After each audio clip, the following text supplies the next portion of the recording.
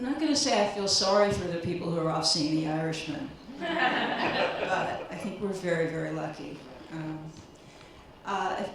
If you had to rate your familiarity with Walter Murch's work, how many of you would say 10?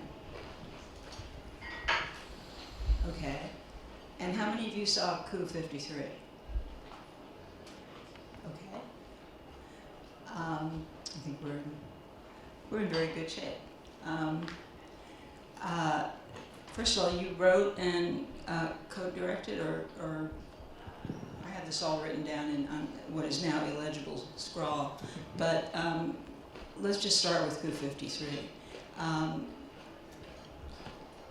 If I got that wrong, tell me about your involvement in Coup 53. Yeah, I was the film editor of Coup 53, but inevitably, for an unscripted documentary, the editing is the writing of it, really, because we had 532 hours, ultimately, of material to draw upon, archives and interviews and many other things. How to wrangle that into the final shape was something that took 4 years of work. And so Tuggy, the director who's sitting over there, and I decided... That's where you got the shirt. Right. Okay. Congratulations.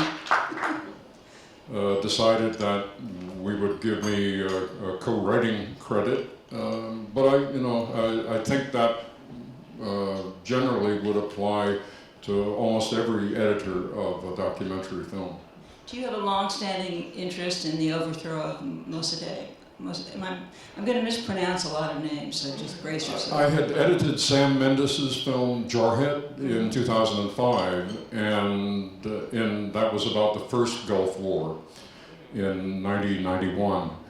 And so whenever I work on a film, I try to dig deep, and so I read up on the history of the geopolitics of the region, and inevitably that made me meet Prime Minister Mossadegh of Iran, and the whole history of Middle Eastern oil and the involvement of the British Empire in that. When you have that many hours to edit, do you have a sorting process? How do you approach it in the beginning? Sure. I mean, you have to have a sorting process if you have 30 hours of material. So it just this is double the most film that I've ever had to deal with. Next would be Apocalypse Now, which was 236 hours. But then on that film, there were 3 editors working simultaneously. Here, there was more than double the material, but there was just me. But the thing that allows that to happen is the fact that between 1979 and 2019, the whole process has been digitized. Well, we're going to get to the digital process and how much it's changed everything. But are you methodical at all? Because you sometimes play so many different roles that I would think you might need to be more fluid than that. Well, I'm methodical in order to get myself to fluidity, in the sense that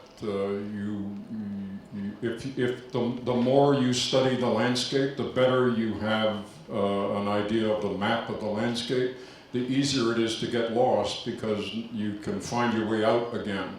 If you don't have a map, then you're very fluid, but the danger is that you'll walk off the edge of a cliff. So I do a tremendous amount of database management and note-taking. I'm kind of a scrupulous homework person. But at a certain point, I let all of that go, and that because in the process of doing that, I got it up here, and that allows me to improvise and to be fluid. But if I find myself near the edge of a cliff, I then have the notes to fall back on, and I can figure out how to get myself out of it again. I would guess that this, even though there was a lot of material to work with, this was a fairly, not uncomplicated, but a fairly clear project to focus on, because the themes would emerge fairly quickly from the history of it and from... That's certainly how it seemed at the beginning. I had, when we started the project, it was, we had a general idea, but it was going to focus on the 4 days of the coup itself, and that is pretty straightforward. But once we got into it, that mirage sort of disappeared, and it became much more an intense focus, and ultimately we made discoveries, unearthing stuff that had been deliberately suppressed 35 years ago. And that has, and I think it will change the landscape of how this coup is seen by historians. You've talked about the fact that the loss of dailies with digital work has been a really bad loss, because now filmmakers don't, they just kind of work in the moment, and they don't look back at the end of the day and see what they have. Did you two look back at the end of each day, or how collaborative were you? Well, I think Walter and I recreated the experience of the dailies. Whenever new footage came in, we would actually make a point of sitting there and watching it together. And Walter would make notes, and I would just let it soak in. So we had the watching of the rushes of the dailies was very much part of the process together. Yeah, I mean the difference is that it was just the two of us. On a film like Jarhead or any big film, the logistics of that are very, very different. And in the pre-digital era, you would shoot the material on film. The negative then had to go into the laboratory overnight and be developed and then printed onto work print. Which then you would screen the following day, either at lunch or in the evening of the following day. And there was no alternative to that. What that meant is that the heads of departments, the director, the editor, the cinematographer, the production designer, and anyone else who wanted to see would assemble, let's say in the evening of the second day, and you would sit there for half an hour, 2 hours, depending. And the only agenda would be to watch what you had shot the day before. And this is the first time anyone would see it. Nobody really wanted to be there because everyone was very tired. Of course, you did really want to be there because you wanted to see what you'd shot. And this was the only way to do it. What the side benefit of that was that everyone picked up, either overtly or through subtle cues, what the director felt about what he was looking at, and the director picked up what everyone else was feeling. So it was like we were all pickles in a jar of gherkins, in this vinegar, influencing each other, and then you'd go out the next day being these new pickles, and the work would shift. Whereas what happens now is that on a set there are, let's say, 8 plasma screens that are seeing what the camera's seeing all the time. And so everyone has seen all the material, or they think they have. But the state of mind of watching something as it's being shot is very different than the more contemplative frame of mind that you have when you're in a dark room and the only agenda is to look in sequence at everything you've shot. And that's for my money, that's the biggest difference between digital and analog filmmaking. The technical stuff, I would, it's inconsequential in comparison to that procedural difference?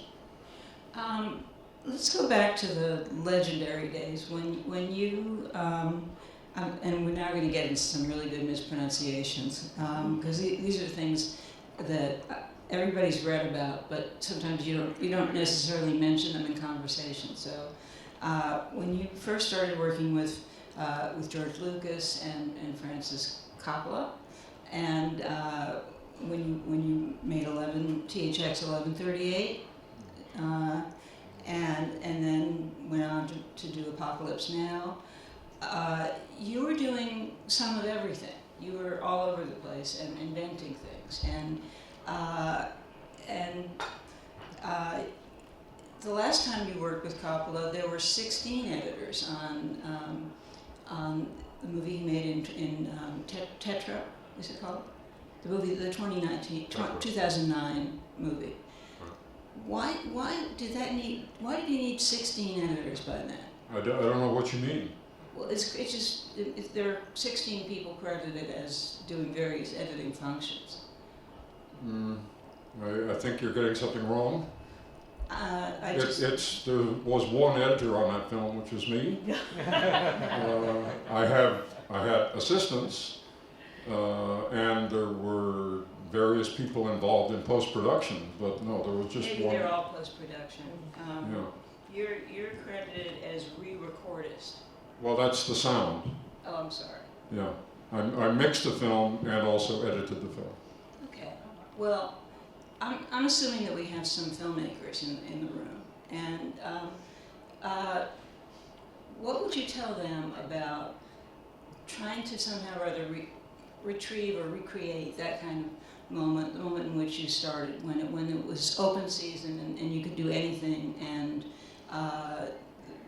really the sky was the limit about what roles you could play? Yeah, I mean, just in the case of George Lucas and Francis and I met George as an undergraduate. We were both students at film school at USC. Francis was a couple of years older than us, and he was at UCLA, and he was already famous as a student because he'd managed to work with Roger Corman in some of Roger Corman's films, and he then went on to direct a film, write and direct a film, You're a Big Boy Now, and he turned that in, a feature film, he turned that in, and that gave him his MA degree. So it's like a hat trick, which to us was a kind of miracle, because in those days, being at film school was in fact a mark against you about ever getting a job. It's a little like in those World War II movies where the lieutenant from West Point finds himself on the front lines, and all of the hard-bitten soldiers don't trust this guy because he's full of nothing but book learning. And that was the general feeling in the business about being a film student, is that you knew too much, and you didn't know what filmmaking smelled like, and the dangers of filmmaking. And they didn't even know what a threat you were yet. Right. But none of us had any family connection to the film business, and we loved film school because we could do everything. That was, in fact, the schools encouraged you to cross-fertilize from one discipline to another. And when we were kicked out of film school, when we left film school. Which was it? Right, we left. Right? Okay. It felt like being kicked out into the cold world. Did you leave on graduation day, out there. What? Did you leave on graduation day or before that? No, graduation. Okay. But the world outside was very divided, especially at that time. And we didn't like that, and so we put our heads together and thought, let's get out of Los Angeles. None of us were from LA. Let's move to San Francisco, and maybe up there we can recreate film school where we can do all of this hopping between disciplines without being told not to do it, and but then maybe we can make professional films. And so it was an attempt to create the film school sensibility, but on a professional level. So again, what can you imagine what the contemporary equivalent of not founding a film school, but of working outside the bounds of conventional filmmaking would be now, especially when the world has become starkly divided between these gigantic monster things and right. Well, I would recall the first day of film school where our class assembled and the head of the camera department came out and looked at us for what seemed like 5 minutes without saying anything. It was probably half a minute. And then he finally said something, and what he said was, "Here's my advice, get out now." They still say that. You can still get your money back. I mean, I was there on a scholarship, but he said you can still get your money back because there's no jobs for you. I don't know why you were all here. And in fact, the enrollment really had doubled that year. And you know, in 1965, that which was that year, that was the low point in history of films being made in Hollywood. It was like 100 films in the whole year. And what he saw, because of his age and experience, was that was just going to continue downhill. And, you know, some people did leave. I think the next time we met, a quarter of the class had disappeared and gone into real estate or something. And, but we stuck with it because we loved film and we didn't have any alternative, you know. We just, but the fear of being unemployed was very real, but we tried to suppress that as much as possible. So, you know, at every decade or so, the situation is very different.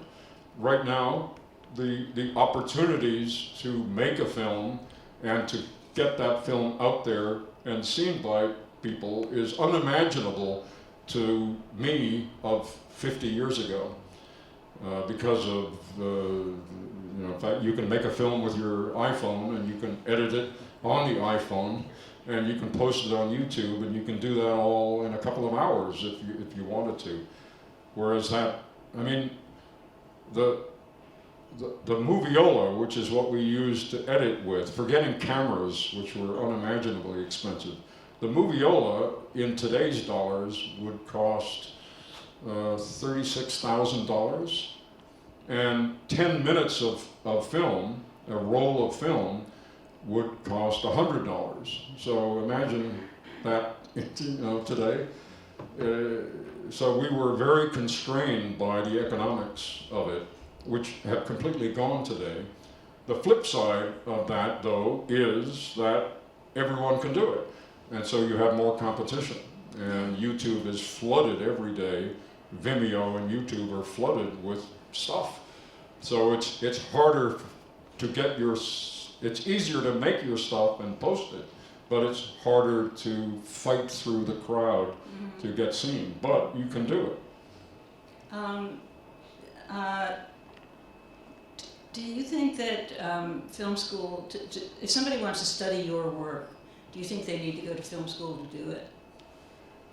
Yeah, film is funny. I mean, if you compare it to other, I don't know, professional disciplines, medicine or law or something, it's completely different in the sense that if you really apply yourself and do the study, you can probably get up and moving in about 6 weeks, you know, rather than 5 years of pre-med and medicine. It's on the other hand, it's like those board games in the old days where they would say, a minute to learn, a lifetime to master. I'm still learning stuff. You know, you never complete the knowledge, the learning that you're doing. That's the exciting thing about it, is that it's a completely non-static discipline. So it's, do you have a story to tell? What is your personality? How are you going to convey that story intertwined with your own sensibilities and get that on film, in pixels, that's the question. But you can get up and moving very quickly now. You've won awards and are recognized legend for both your film editing and your sound design.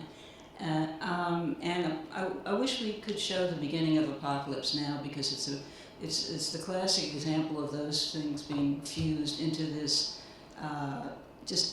into a perfect just sort of a perfect storm where all the different parts of it are moving together, and the sound is just especially. If you can tell, you can just see how they work together, and the sound is as much a living thing as the visual part is. But you said that often people don't notice what sound is doing in the same way that they notice what they're seeing. Can you talk about that a little bit? Well, it's symbolized, in fact, by in the human being, our eyes look forward and our ears are pointing sideways.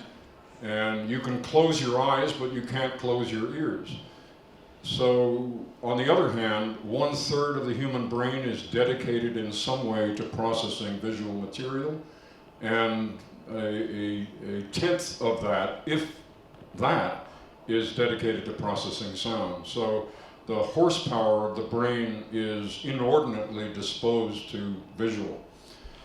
But you're very sensitive to sound, and sound is the first sense of all the senses to be turned on in the womb. So 4.5 months after conception, the baby in the womb is hearing the world in a very active way. We now have sonograms of the fetus reacting to the external world. None of the other senses are as active as that. You can't see anything except maybe a diffuse light. You can't smell anything. Maybe you can taste the fact that mom had pizza for dinner the night before. And feeling is a sort of slippery pressure, very different than the moment after you're born, where all of these other senses turn on. But our consciousness is born in sound, and I think that's one of the reasons that sound has music particularly has such a huge impact on us, is that in some mysterious way it takes us back to the very birth of our own consciousness, where we were not aware of ourselves as separate entities or our existence in another person's body. None of these. It was just pure consciousness and sound were intertwined for 4.5 months. And then, surprise, you get born and all these other senses turn on, and you discover that you're a separate organism and separate from other people, and you come to know and love them. But that's a process that takes, a long time.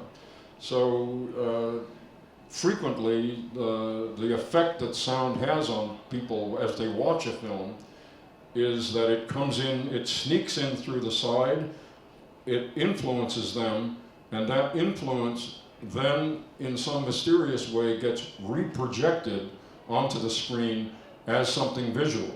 You are being affected, but you ascribe that state of mind not to the sound that's making it happen, but to the picture that you're looking at, just because of that 1/3 of the brain is visual. And so it's kind of like this hungry cuckoo in the nest that gobbles up everything that is being thrown at it. So, but that's one of the powers of sound, is that we're able to influence the audience, and we're flying under their conscious radar, in a sense. So I have a little ambiguity about films like Making Waves that has just come out that shows this is how we do it, up to a point. But like magicians, there's a limit really to how much consciousness people should have about what we're doing. Last night some of us saw a movie that was full of screeching brakes and car crashes, and was a lot of it was pretty loud. Would you differentiate between sound and noise in films, or is it all the same? I'm not making any judgment about it. I'm just saying it was loud. There's a wonderful phrase from the early history of the sound film that goes, it's the purpose of the sound film to redeem us from the threat of shapeless noise. So, in other words, the hope was that sound film would teach us to listen to the sounds that surround us. And, you know, that's certainly one of my missions as a sound designer, you know. But, like anything, it can be abused. And, you know, one of the quickest ways to win the Oscar for Best Sound is to be very loud and lots of explosions. You know, but that hints back to the fact that people don't really understand what sound is doing, and so there's a misinterpretation that if it's loud, then it is good sound. But, just you know, one more there are many question ways for to me, analyze that. and then everybody's chance to ask the oracle questions. It's a once in a lifetime opportunity, so I'm going to please let you do it. But many more theaters now are equipped with sound systems that allow them to have rain coming onto you as well as at you and bombard you in every way with sound, because the idea is that that's a good thing. And in my experience, a lot of the people running that equipment don't know how to use it. And so it can be really painful sometimes to go see a Mission Impossible movie or something like that. Is some of that equipment only as good as the way it's deployed and the kind of films it's used for? Or is some of that kind of equipment, Dolby Atmos and whatever the next step is, only as good as the way it's used Well, yeah, I mean, I have to admit that I'm kind of the gateway drug dealer for that, because we invented 5.1, what's now called 5.1 sound for Apocalypse Now, and that was the first time that we were able to move sound around the theater in 360 degrees. The origin of that was that Francis had this kind of crazy dream that Apocalypse Now would play in one theater, a kind of pre-IMAX IMAX in the geographical center of the United States, somewhere in Kansas, and it would have this great sound system, and it would be 5.5 hours long, and people would come from all over the country, like going to Mount Rushmore, to see this film, and they'd look at it for 2 hours, and then there would be a break, they'd have dinner, and then they'd watch the last 2.5 hours. But that dream was a kind of will-o'-the-wisp dream that came and went, but the one thing that did survive out of that was what we now know as 5.1 sound. But I think there's a limit to that. Atmos, the Dolby Atmos, is 64.2, meaning there are potentially 64 channels of sound in the theater, and 2 sources of infrasound, subsonic sound, subacoustic sound, and I think the fact that the film is on a screen in front of you necessarily means that most of the information is tipped in that direction. So to over-articulate sound behind you it can be dangerous to the experience. Just tell me which of you picked the Doors song and I'll stop. Sorry? Just tell me which of you picked the Doors song, The End, and I will stop. The Doors, Francis had gone to school with Jim Morrison. Jim was a film student at UCLA at the time, and they got along with each other, and Jim went off into music and Francis kept going in film.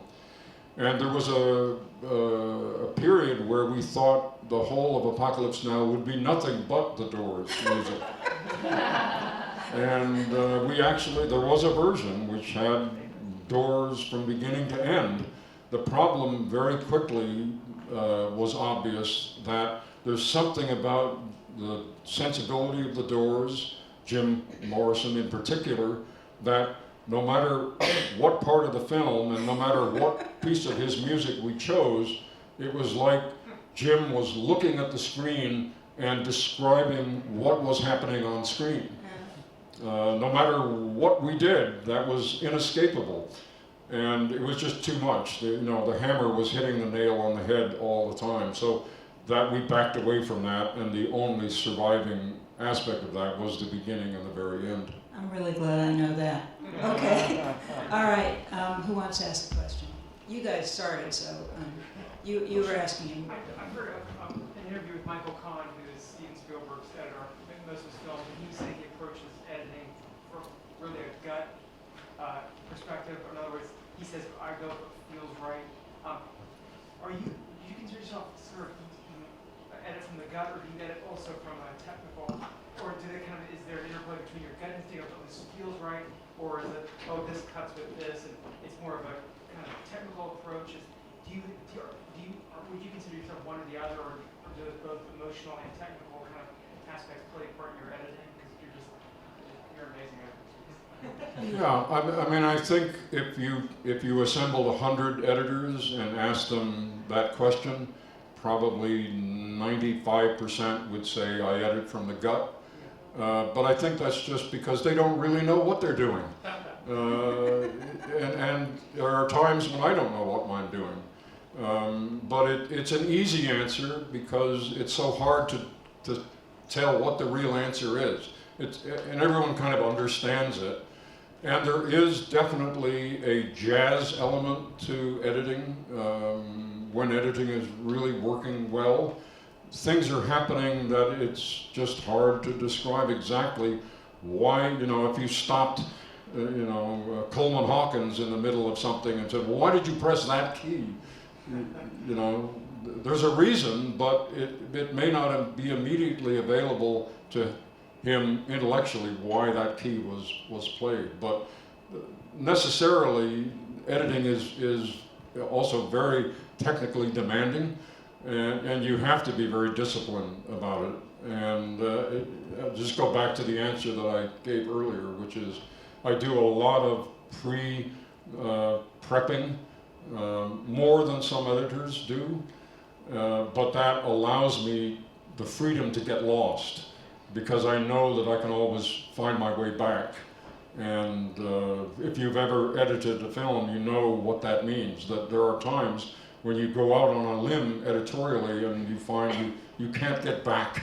You get lost you're in a kind of no exit area, and that's a very dangerous place to be.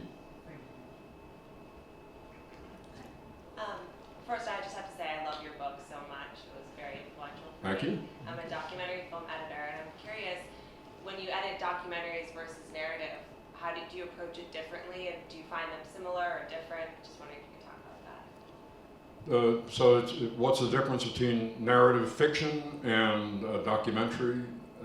At a certain point in the evolution of the baby, they become identical from my point of view. It is, how can you tell this story, whatever you're trying to communicate, in the most emotionally affecting way, appropriately emotionally affecting way, in the shortest amount of time, with the greatest amount of clarity. And that's the pressure. Films are always much longer at the beginning than they wind up being.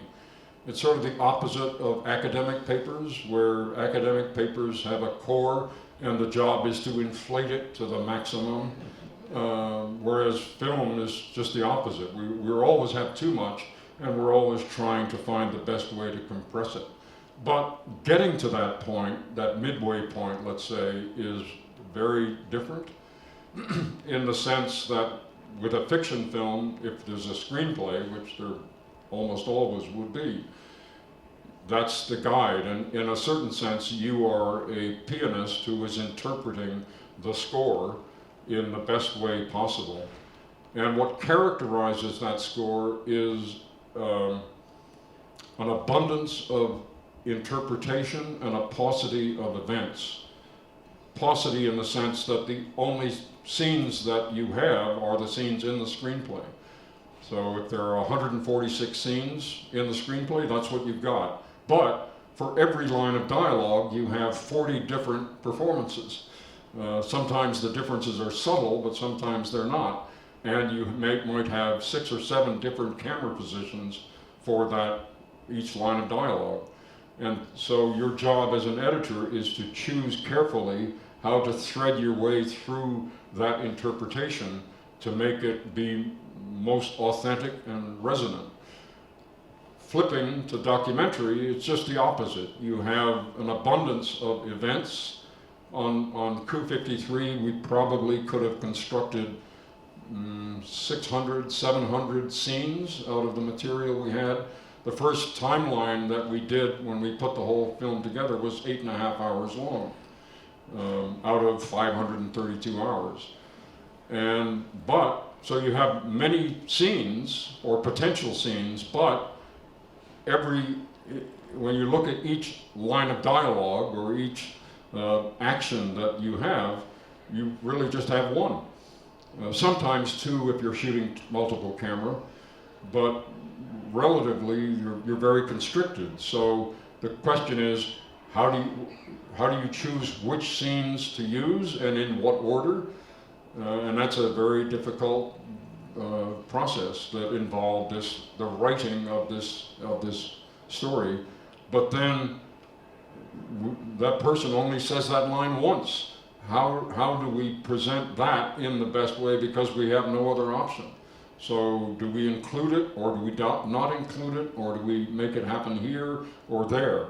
And that's the difficulty. I made the analogy with documentary, that it's kind of like churning butter, in the sense that you pour the milk into the churn and then you just start churning it, agitating it, putting shots together, seeing what likes to be together and what doesn't like to be together, and things eventually start to cohere, and then you keep doing that until you've got a nice scene, which is to say a chunk of butter, and then pull it out, put it on the shelf or in the refrigerator, and then pour the milk in again and start again. And then you have, when you've got enough butter in the refrigerator, you start to make a sculpture out of it. Would it be interesting for you to work with the kind of narrative film director who edits in his or her head and doesn't do very many takes? And doesn't? Doesn't do many takes? Yeah, I mean, the closest I came to that was working for Fred Zinnemann on the film Julia. He would maybe do 4 takes, and he had a very definite idea of how the film would go together, and maybe 7 takes. There was a funny thing where I noticed early on in working with him that Jane Fonda or Vanessa Redgrave would be going through a door, and he would say cut, and they would instantly stop as if they'd been shot with a poison arrow. And that was not my experience working with Francis Coppola, where Francis would allow them to go through the door, they would close the door, and then he'd keep the camera running on the closed door for another 10 seconds.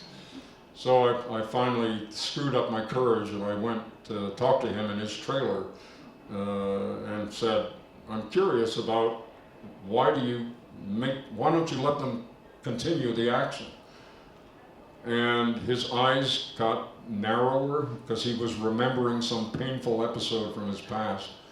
And he said, I don't let them go through the door because then she might re-edit my film, and I'd find that if the door closed, they will have put another scene on the other side of that door that I never directed.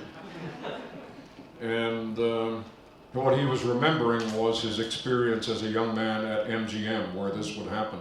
So he, in self-defense, he and people like John Ford and others would so-called cut in the camera. They would make it difficult for the studio to repurpose the material. So he was the closest that I came to that. Okay. Somebody? You. When you're building a scene and you get all the footage and you're looking at the script, is there a process that you go through to sort of find the right way it's going to fall together, find this sort of through line? Is there a process by which we can find a through line to a scene? Or what is your process? Yeah. Well, if it's a scripted edit, then it's fairly clear, although sometimes it's not. And I treat, even on a scripted film, I tend to treat the material as a found object, which is to say, oh look, some film came in, I wonder what I can do with this. So I'm not looking at the screenplay or the storyboards or anything, I'm just looking at the material, and I'm giving the benefit of the doubt to the material, even for stuff that happens before the slate or after the director says cut, because it's all potential. And in that sense, the editor is a little bit like somebody who's making a mosaic out of fragments of stone, colored stone, except it's a mosaic in 3 dimensions, which is to say 2 dimensions of space and 1 of time. And you're looking for fragments that can illuminate the overall scene. So the most difficult thing, obviously, is always what are you going to start with, and that is a kind of intuition, and that's, although sometimes it's very obvious how the director wants to begin the scene. But once you start, then the number of options, which are almost, but not quite infinite at the beginning, come down by half. So once you've chosen the first shot, your options are more limited. Once you choose the second shot, they're limited still. My particular peculiarity of the way I work is that I do all of this without any reference to the soundtrack. So I'm looking, as I assemble the scene, I've got the sound turned off. And I'm just reading lips and watching body movement. In a sense, that thing of where they say that deaf people can intuit what's happening because they're much more accurate readers of body language and intention, because they're not being disturbed by what the person is saying. They're penetrating more deeply to the underlying truth. And so I do that. I mean, I've screened the dailies with the sound, so I know what the sound is, but when I'm putting the scene together, I turn the sound off. And then I just kind of, that's the jazzy part of it, where I'm flowing more freely, looser, deciding what to do next. I have other crutches, in a sense, in that I will, for every shot, I will select a frame, or 2 or 3 or 5, that represent in a still image, why was this shot taken? What emotional thing on the actor, or what disposition of actors in space, why was this shot taken? And I select those, and then I print them and I put them on the wall.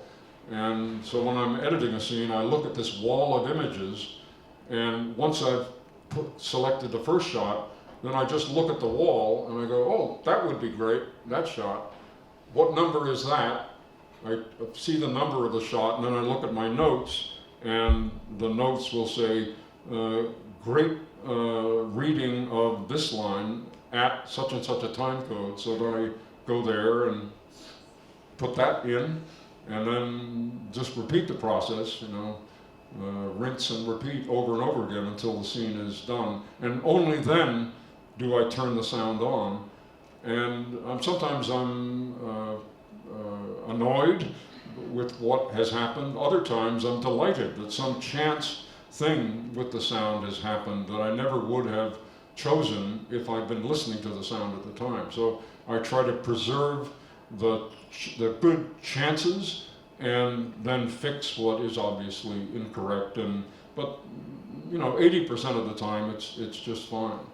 there's a general principle, I think, which is that when you're learning a foreign language, you always understand more of the language than you can speak. And that's, in a sense, when we're making a film, we're trying to understand the language of this film. And so we want to construct, to organize the work so that the film is speaking to us. It's telling us what it needs.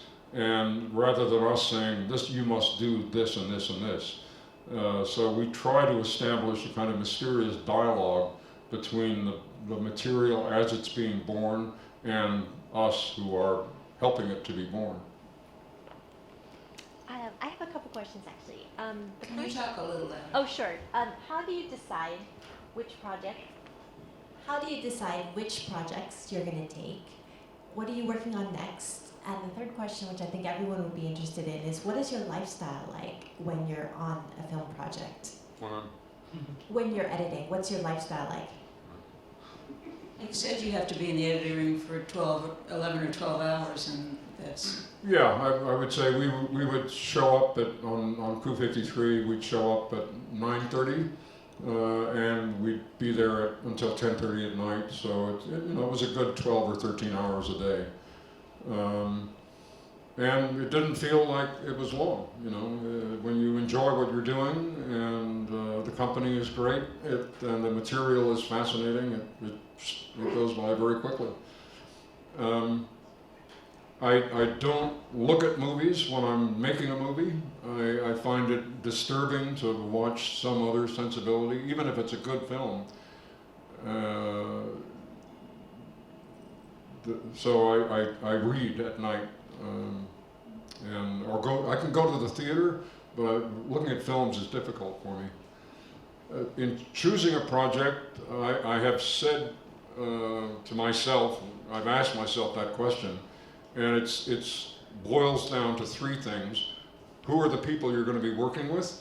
Do you want to spend the next year or 4 with this group of people? That's crazy. Yes, that's good. Is the material interesting? And does it resonate with something in you, but at the same time, does it push you out of your comfort zone into an area that's a little dangerous? That's a good combination. And then are the facilities enough to, in terms of money and time, to allow you to do the work? And if you have all 3 of those things, that's a holy grail. If you have 2.5 of those things, or even 2 of those things at any one time, that's enough to keep you going. Do you have a preference between editing sound or image, and if so, why? And I'm sure you love both, but if you had a preference between film and documentary, do you gravitate towards? Maybe it's changed. I'd be interested to hear. And lastly, if you're willing to tell a story of the era from after you graduated from film school and moved to San Francisco, the Easy Rider, Raging Bull days kind of thing, I'd love to hear a story. These questions are getting bigger. Sorry. No, they're all good. You said it's the Oracle, so Absolutely. Absolutely. Say the first question again? Your preference between Sound and picture? yeah, sound and picture. Well, today you have, if you're editing digitally, which everybody is basically, you have essentially an infinite number of tracks available to you. In the old pre-digital days, if we had 2 tracks, that was a lot, and you could hack the material, you could hack the machine to maybe get 3 tracks, but that pinched you in other areas. So now you are editing picture and sound in a sense, not simultaneously necessary, but almost simultaneously. And my job as a picture editor is one thing. As a sound editor would be allied to that, but slightly different. and then you find yourself sitting at a mixing desk with many channels available to you, and then that's has another aspect to it. I think at the mixing desk, that I lose more sense of time doing that than even editing picture or sound. I do lose a sense of time editing picture, but more when I'm sitting at a mixing desk. I could be doing something and somebody tapped me on the shoulder and said, "It's 3 o'clock in the morning, don't you should go home now?" But so that's all I'll say about that. That a certain kind of enjoyment there because you lose sense of time on it. And what was the second question? Your favorite story from the era after film school when you gravitated towards San Francisco? Well, there was a lot of uncertainty. The first film that I did leaving film school was Francis Coppola's The Rain People, and I was the sound editor and re-recording mixer on that film. And we moved up to San Francisco, and we mixed the film in the basement of a building where Carlos Santana was recording at the same time, CBS Records. And we were trying to hit a deadline, and the equipment, which had been imported from Germany, had a different voltage, and we were struggling with that. And mysterious things were happening, including, I think the day before we had to deliver the soundtrack to get the film to the San Sebastian Film Festival. It was like 2 o'clock in the morning, and I was mixing, and Francis was asleep on a bunch of cardboard boxes in the back, and the technical help was sitting by in case something went wrong. And suddenly, we all grabbed our throats and found ourselves outside the room coughing. And it was like a jump cut. We couldn't remember, how did we get outside of the room? But suddenly we were there. And that was this is the devil working or something. And let's, whatever it was, we have to finish the film. So we drew straws, and one of us went in, and that person stood there and then started coughing and came out. There's something in there that's making us cough. And we thought, is it the fiberglass insulation on the walls? Is it, who knows what it is, but get a fan. So we found a floor fan and put it in there, and every 5 minutes somebody else would be delegated, go in and see, and then they would cough and cough. So this took about 20 minutes until finally the air was clear enough, and we went in, sat down, and okay, let's go. Didn't think about why this was, what it was. We didn't have time to think about what had happened. And about 10 minutes later, Francis, who was lying on the cardboard boxes in the back, said, "It was me." And we all stopped and turned around. "What do you mean, Francis? It was me." He said, "It was my fault, this coughing." "What?" He said, "Yeah, I was doing research on the script for the conversation, and I went to one of those stores that sell spy stuff, security stuff, and he had bought a pen filled with mace, like a ballpoint pen, and he then forgot that he had it on him, and as he was just sitting there, he took the pen out of his pocket and was going clickety-click, clickety-click, clickety-click. And each time he clicked it, it released a puff of mace into the mixing theater, and finally it built up to the fact that he had maced his entire crew. So it was emblematic of certain aspects of Francis's personality that I should have known from that moment on. But it was so funny in retrospect that everyone forgot about it. All right, I have two vitally important things to ask you, okay? The first one is that the film that won the Oscar for editing last year had a notorious clip that made the rounds, in which I think there were 61 cuts in one 60-second bite. And in the same way that it's getting hard to make people read books because they're so used to tweets and things like that, and their attention spans are getting shot. Do you think that will have any kind of repercussions? Do you think it's getting harder for people to pay attention when they get used to things like that? Well, the film that holds the all-time record for cuts per minute is Dziga Vertov's film Man with a Movie Camera, where he not only cut every frame, there was a new shot, but he superimposed 3 of those streams. So it was just a crazy kaleidoscope of... I know it can be interesting to be fast, but in this case, not so much. Right. No, I think there is there is a kind of a constant, which you know, the needle sort of goes on either side of it. Birth of a Nation had 1 cut every 5 seconds. These were nonsensical. Huh? These were nonsensical cuts. Well, Birth of a Nation had 1 cut every 5 seconds. The Third Man had 1 cut every 4.8 seconds.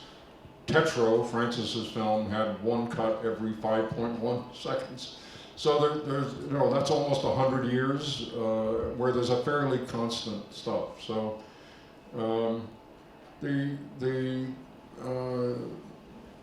you know, there can be excesses, obviously, and editing is so misunderstood in terms of what it is, that if at the end of a film people feel moved by the film for whatever reason, and you want to pin a little medal on the film, and one of those medals is best editing, people without understanding, they say, no, I liked that film. If I liked it, it must have been good editing, so I'll give it on.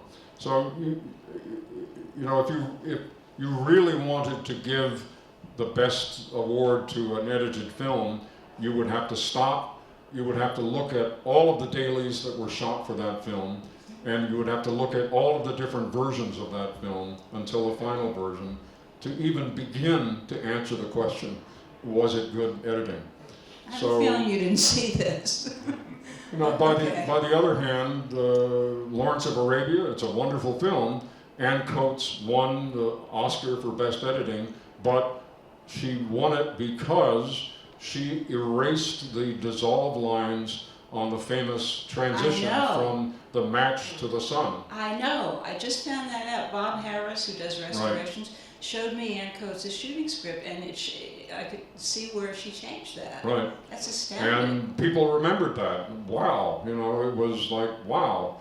Yeah. And but in the screenplay, Robert Bolt's screenplay was dissolved from match to sun, and they had it dissolved lined up. And she, you know, convinced David Lean, let's try it without the dissolve. Yeah. And Lean loved it, and off you go. All right. Okay. And now I'm going to try to make you say some good things about yourself. Okay. In the beginning, that famous beginning sequence of Apocalypse Now, if you broke it down, you would say, burning jungle, man smoking cigarette. Man is upside down, indicating something is wrong. Helicopter blades, ceiling fan spinning. In a way, they're all very simple connections, and yet the way it is done, the genius is in the way it's done. Could you explain that genius? Well, that opening was not in the screenplay. I bet. There was, the opening of the screenplay was a man walks into a bar. Willard walks into a bar, he downs some whiskey, and a CIA agent comes up to him and has a bantering conversation with him, and then says at the end, come with me to Nha Trang. And the story begins. And that was a scene that was shot with Harvey Keitel when he was cast as Willard. And Francis, at a certain point in the shooting, realized the problem with that being too flat-footed, because Willard is the eyes through which you look at the film throughout. He's really just a lens that is traveling on this boat upriver until he reaches Kurtz, and then he does something. But on the way there, he hardly does anything. He reads, he looks, he talks to us through narration. So Francis had accidentally seen a slow motion shot of the jungle exploding in frames because that was the largest physical explosion ever, and probably still to this day is, because now we would do it digitally. And J.D. Flowers, who was the special effects man on the film, wanted a slow motion record of that. And Francis was in the editing room before I ever got on the film, and he was just fiddling through the trim bins. What's this? Oh, that's J.D. Flowers' shot of the, well, let me look at it. And as soon as he saw it, this telescopic flat image bursting into flames with slow motion dragonfly helicopters going through frame, he said, that's how I want the film to begin. And then there was an acting exercise with Marty Sheen in order to kind of burn the character of Willard into Marty Sheen, who had come in to replace Harvey Keitel. They set up this thing of Willard going crazy in a room, and that's real whiskey in the bottle, and when he smashes the mirror, that's real blood. It was a dangerous thing that was done as an acting exercise, but it turned out to be so dangerous that Francis wanted that to be in the beginning of the film. And basically he said, take these two things and sort of put them together in some way. And you know, I've shot some upside down stuff with Willard and some Palm of the Fan, and see what you can ransack the whole film for any other images and make a salad out of it all. So that was my assignment.